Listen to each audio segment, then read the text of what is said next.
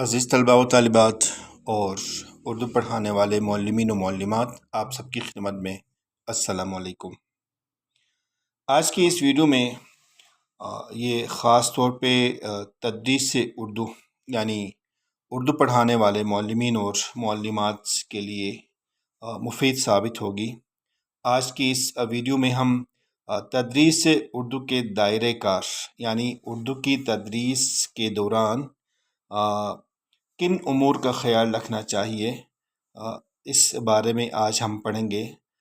پڑھنے سے قبل ہم تدریس کا مفہوم واضح کریں گے کہ تدریس ہے کیا۔ تدریس اردو پڑھا رہے ہیں، اردو کی تدریس کرتے ہیں، تو اس سے پہلے ہم تدریس کا لفظ، اس کا مفہوم بیان کریں گے۔ تدریس کا لفظ درس سے نکلا ہے، اس کے معنی ہے سبق۔ چنانچہ اسی نسبت سے تدریس کا مطلب پڑھانے کا عمل بھی ہے۔ تعلیم کے میدان میں تدریس سے مراد طلباء کو پڑھانے کا کام کرانا ہے۔ دوسرے الفاظ میں طلباء کو کسی قسم کی معلومات، ہنرمندی یا علم مہیا کرنے کے عمل کو ہم تدریس کہتے ہیں۔ اب ہم آتے ہیں تدریس اردو کی طرف۔ تدریس اردو سے مراد اردو پڑھانا، اردو زبان و ادب کی تعلیم دینا۔ اردو زبان ہماری قومی زبان ہے، یہ پاکستان کی پہچان ہے۔ زبان سے مراد وہ وسیلہ یا ذریعہ ہے جس کو انسان اپنی نفسی و معاشرتی ضرورتوں کو پورا کرنے کے لیے اختیار کرتا ہے، اپنی ذات کا اظہار کرتا ہے۔ تو اب ہم آتے ہیں تدریس کا مفہوم بیان کرنے کے بعد تدریس اردو کے بارے میں بتا دیا، اس کے بعد دائرۂ کار کی طرف آتے ہیں۔ تو تدریس اردو کے دائرۂ کار کی وضاحت کے لیے مندرذیل نکات بہت اہم ہیں۔ سب سے پہلے تدریس اردو کی اہمیت و ضرورت اور مقاصد کے ساتھ ساتھ اساتذہ کی تربیت۔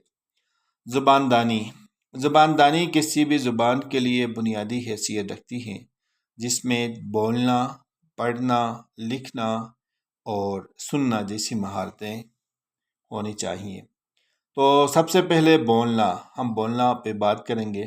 تو بولنے کی اہمیت اس سے بڑھ کر کیا ہو سکتی ہے کہ یہ صلاحیت جبلی ہوتی ہے۔ یہ جبلی صلاحیت معاشرے کی اثر پذیری سے بہت جلد روبکار آ جاتی ہے اور بچے بہت جلد روزمرہ کی بول چال سے تھوڑی بہت واقفیت حاصل کر لیتے ہیں۔ ابتدائی پڑھائی میں بولنا سکھانے کی نوعیت اور اس کے معیار اور طریقہ کار، غور مشاغل، صحیح بولنا سکھانے کا طریقہ کار وغیرہ سب تدریس اردو کے دائرۂ کار میں شامل ہیں۔ دوسرے نمبر پہ پڑھنا ہے۔ پڑھنے یا قرات کی اہمیت۔ صحیح قرات کا مفہوم، طلباء میں قرات کی کمزوریاں اور ان کے اسباب، پڑھنے کا معیار، پڑھنا سکھانے کے طریقے، لکھنے کی اہمیت اور فوائد۔ یعنی تدریس اردو کے دائرۂ کار میں پہلے نمبر پہ بولنا، دوسرے نمبر پہ پڑھنا، تیسرے نمبر پہ لکھنا۔ اب ہم آتے ہیں لکھنا کی طرف۔ تو لکھنے کی اہمیت اور فوائد۔ لکھنے کا معیار کیسا ہونا چاہیے، لکھنا سکھانے کے طریقے، اردو کے لیے موضوع، طریقہ کار، نقل نویسی اور املا، تحریری کام کے اصلاح کا طریقہ کار۔ چوتھا اور آخری نمبر سننا۔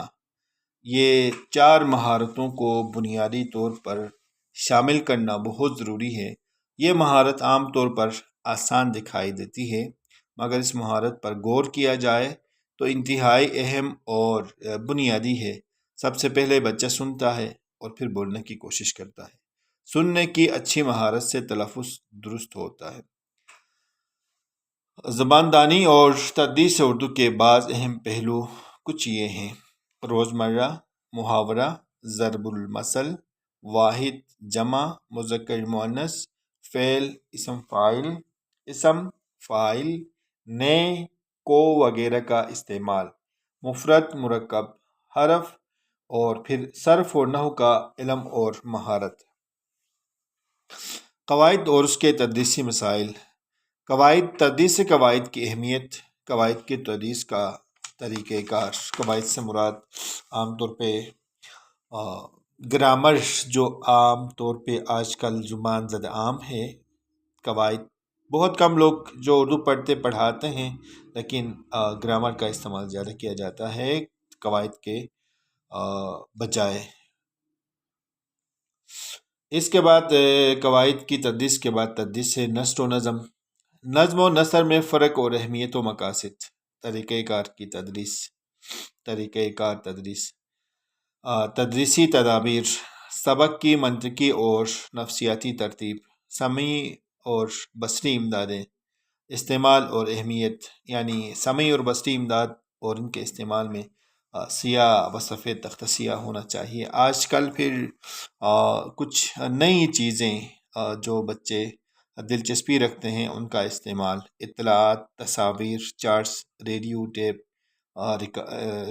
ریکارڈ، لیکن آج کل ریڈیو ٹیپ ریکارڈ کے بجائے ویڈیوز ہم بچوں کو دکھائیں، LED وغیرہ کا استعمال کیا جائے، فلم ہے، ٹیلی ویژن، پروجیکٹر، کمپیوٹر وغیرہ۔ مندرجہ بالا تمام نکات تدریس اردو کے دائرۂ کار میں آتے ہیں۔ مزید شاعر، ادیب اور اساتذہ کی تربیت اور ان کے مسائل، کتب اور ان کی چھپائی، لکھائی، خوشنویسی کی تربیت، یہ ساری چیزیں بہت ضروری ہیں۔ لاسٹ یعنی آخر میں تدریس کا عملی مظاہرہ، پلاننگ، منصوبہ بندی، اصول، تدریسی حکمت عملیوں میں جدت اور اہمیت، تدریس کے عمومی طریقہ تدریس کے انتخاب کے اصول، اسباق کی منصوبہ بندی، یہ بہت ضروری ہے۔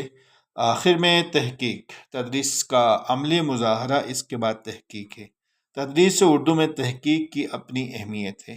تدریس اردو کے لیے کام اور اسے آسان اور ممکن بنانا، نئی راہیں تلاش کرنا، یہ تحقیق میں شامل ہیں۔ تو عزیز طلبہ و طالبات اور اردو پڑھانے والے معلمین و معلمات، آج کی اس ویڈیو میں ہم نے تدریس اردو کے دائرۂ کار جن کو ہم اپنی تدریس میں شامل کر سکتے ہیں، یعنی ہم تدریس اردو کرتے ہیں، اردو کی تدریس کرتے ہیں، تو کن دائروں کو ہم بنیادی اہمیت دیں اور ان کو شامل کریں اپنی پڑھائی میں اور اپنی تدریس میں۔ امید کرتے ہیں یہ ویڈیو آپ سب کے لیے بہت مفید ثابت ہوگی۔ کمنٹس میں اپنی رائے کا اظہار ضرور کریں۔ اسی طرح کی دیگر ویڈیو سے استفادہ کرنے کے لیے ہمارے ساتھ رہیے۔ خصوصاً گلستان اردو چینل میں نئے ہیں یا پہلے سے ہیں لیکن ابھی تک سبسکرائب نہیں کیا ہے تو سبسکرائب کریں تاکہ آپ ہماری ہر نئی آنے والی ویڈیو سے استفادہ کریں گے۔ ملتے ہیں ایک نئی ویڈیو کے ساتھ، تب تک کے لیے اللہ نگہبان۔